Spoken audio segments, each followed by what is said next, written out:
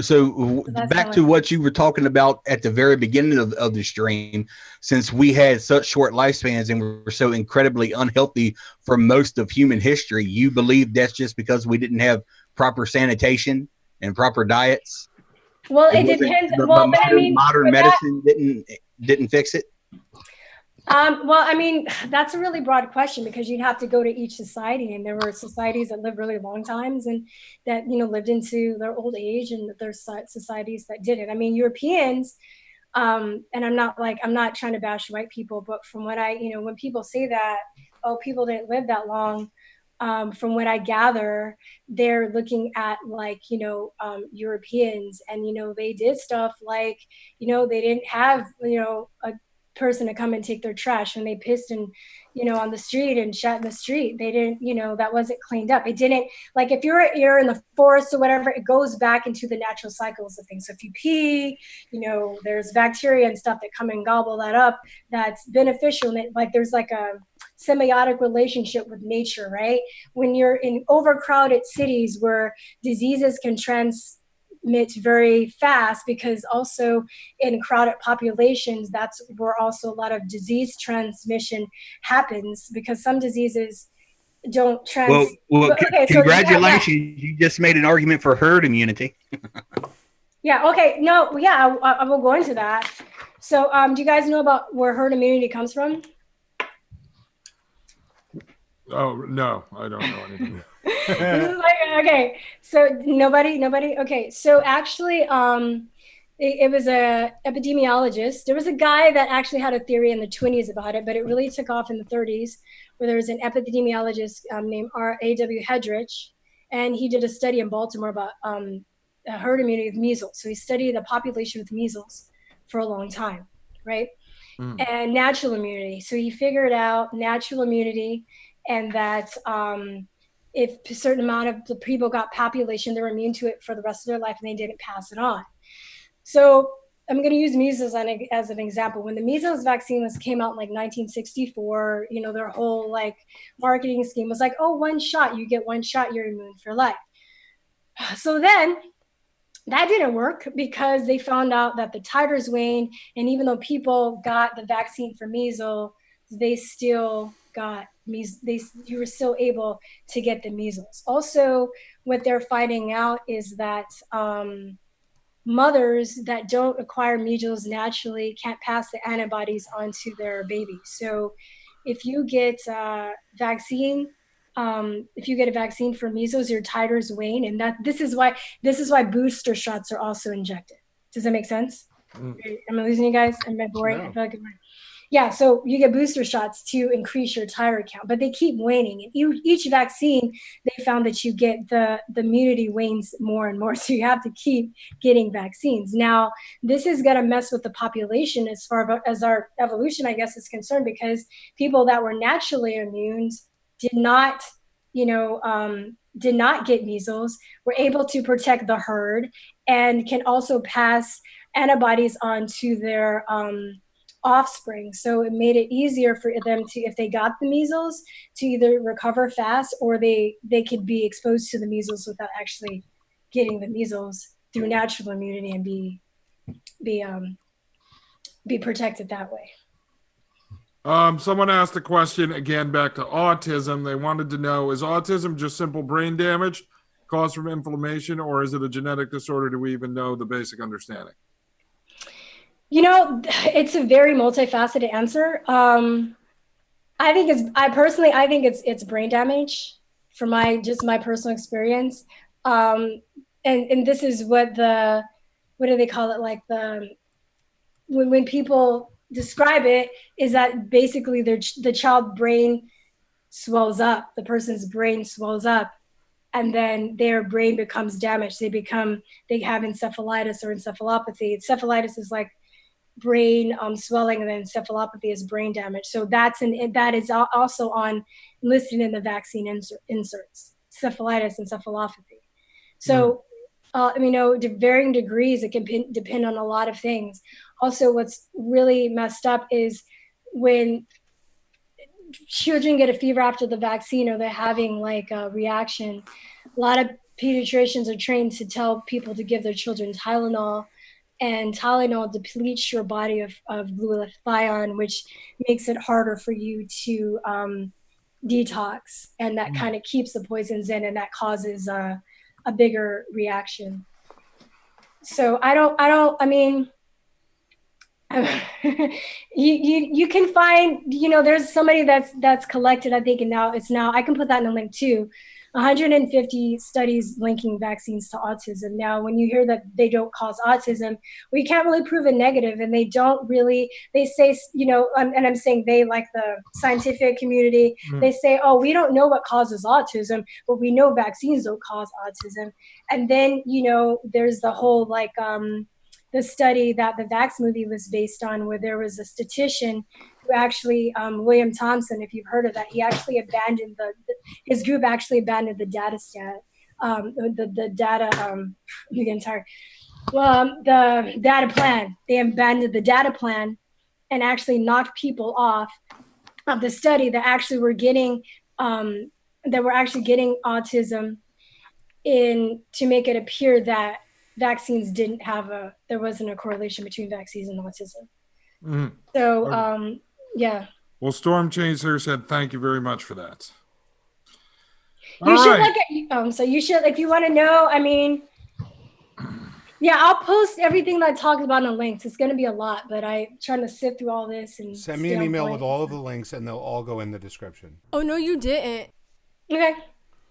Because I want people to be able to look into this. Yeah, sure you do. We obviously disagree. You have your points, I have mine. But I want people to be able to see the different types of things that there are out there. I always say that people I disagree with, I want to have a bigger microphone, so people can discern for themselves what the truth is. You're so full of shit.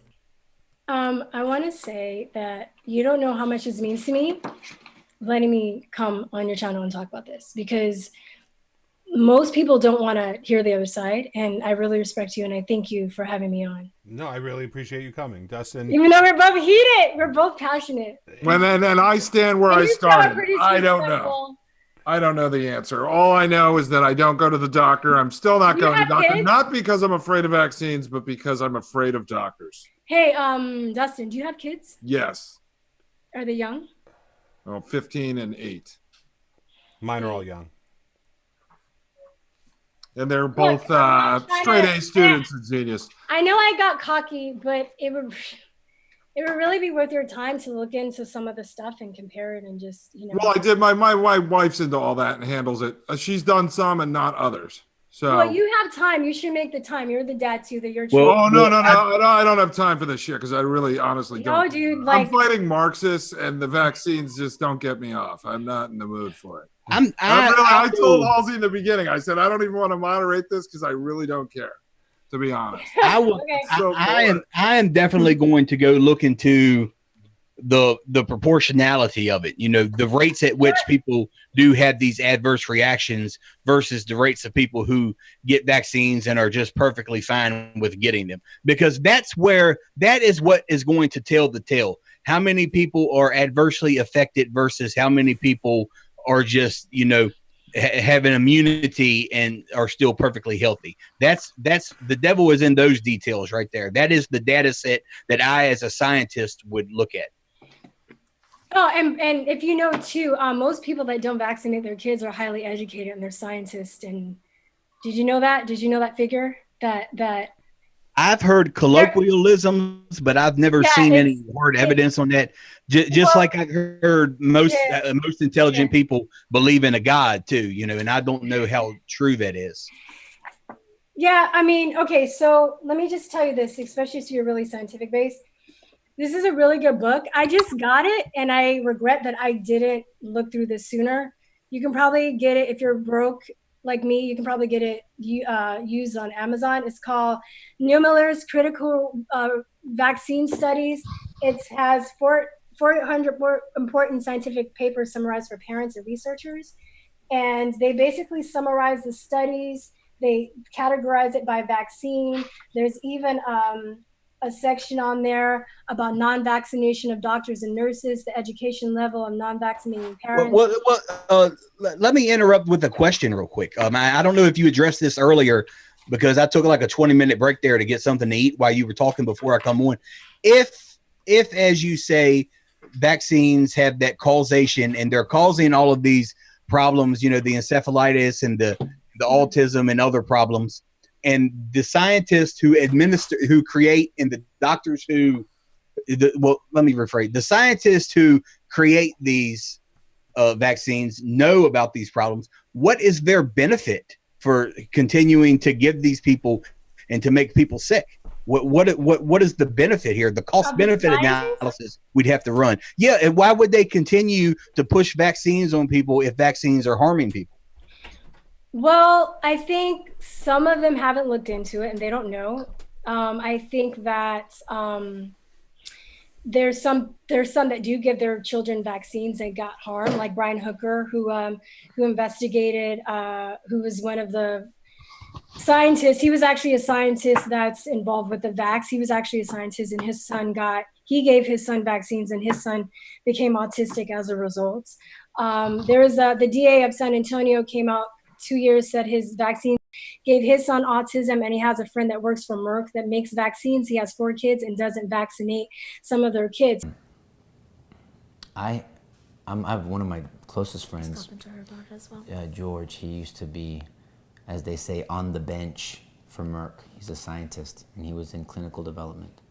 He has 4 kids, and they didn't vaccinate any one of their kids. And then Stephanie, his wife, being a nurse, and her telling me as a mother, I'm a nurse, I'm not vaccinating my kids. And George, telling us about his job and being involved with it and knowing what was going on, and he's like, I would never put this stuff on my kids. So he's a Merck scientist, his wife is a nurse, and they didn't give any of their children any. That says a lot, doesn't it? None. He goes, you can't prove to me, as a scientist, that this is good for your child. That's what he said. So a lot of people just don't vaccinate their kids, and they're quiet.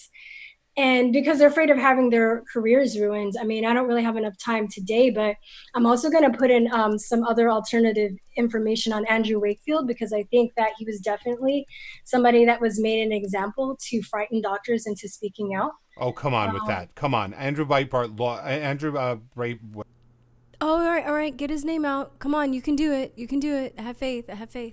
whatever, Wakefield, lost his medical license for falsifying data that shows a link between autism and vaccines. Okay, so wait, hold on. You want to talk about it? Let's talk about it. Okay, so what did he do? What did his study say? His study said that he found a causal link between, a circumstantial link between African American children and autism, and he published it in Lancet, and it turns out that not only was his research not able to be replicated, but that he falsified data. Wow, score. Thanks, Halsey. You just led everybody to the real fraudulent study that was produced by the CDC by William Thompson. It looks like you have your studies mixed up. Maybe it's because you didn't read any of them. Yeah, you didn't read the study. Yes, I don't have to read the study. I read the. You should read the study because that's not what it said. We don't have to read. If you're going to make a claim like that. Hold on. Okay, hold on. His life has been ruined. Well. I mean, no offense, but why would he read the study when the study has been shown to be falsified? If you're going to go by a falsified study, that's kind of weird. Well, no, it isn't weird because we know how fake news operates, right? You trust Anderson Cooper? We know how. Oh, you do not slander Anderson Cooper. He is wonderful. We know how big industry, goes with people. I mean, how big industry conspires to get people. So then it becomes jet fuel can't melt steel beams if we get into that area. No, because we're talking about a paper that he was a very 10 respected. of the 12 co-authors retracted. And according to the retraction, said no causal link was established between the MMR vaccine and autism as the data was insufficient. This was accompanied by an admission by Lancet that Wakefield had failed to disclose financial interests. He was funded by lawyers who had been engaged by parents in lawsuits against the same vaccine-producing companies. However, so like I said, I'm going to put some stuff in the link so you can actually read it yourself and go through it instead of reading, fallacious, information about the study. because I think you should, because you're just basically, you know, reading an article that's producing sound bites. I'm reading something from the Indian Journal of Psychiatry. Okay, so let me, so the study's not that long. You can read it yourself. I'm actually looking for the study. Hold on one second.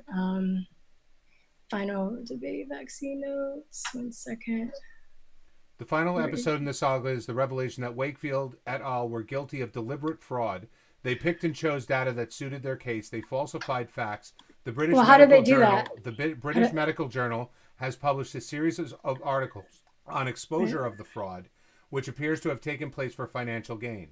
It is a matter of concern that the expose was a result of journalistic investigation rather than academic vigilance, followed by the institution of corrective measures. Readers may be interested to learn that the journalist on the Wakefield case, Brian Deere, had earlier reported on the false implication of thimerosal in vaccines. In the etiology of autism. However, Deere had not played an investigative role in that report. The systematic failures which permitted the Wakefield fraud was discussed by Opal et al. Okay, so yeah, you need to actually read the study. Why would I read the study when it says that he used fraud to do it?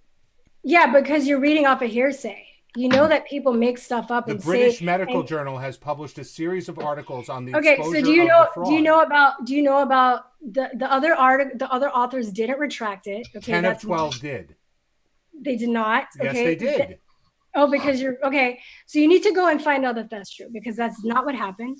Okay, now they don't talk. Do you know about John Walker Smith actually got his license back? One of the people who retracted got his license back? One of the people on the study, it was him and John Walker Smith that got their license retracted. He actually got his license back. They don't talk about that. They don't tell you. Justice. It's been 8 years, 8 long years. This morning, the judge found in favour of John Walker Smith and quashed the whole case and threw it out. I'm extremely pleased with the outcome of my appeal. This has been a great burden on me and my family since the allegations were first made in 2004 and throughout the hearing that ran from 2007 to 2010. I am relieved that this matter is now over. I would like to thank my legal team and the Medical Protection Society. I would like to offer special thanks to my wife, family and friends for their unwavering support over such a long period. I would also like to thank ESPGAN, the Osler Club and the Harveyan Society, as well as many parents and former patients who have given me their public support. I will never forget all the support that I have received, and I am truly grateful for it. I now hope to enjoy my retirement with my family. Thank you. As many people will know, this case has been running for many years. It was the longest hearing in GMC history. The General Medical Council spent months and months pondering over the three doctors, Dr. Murch, Dr.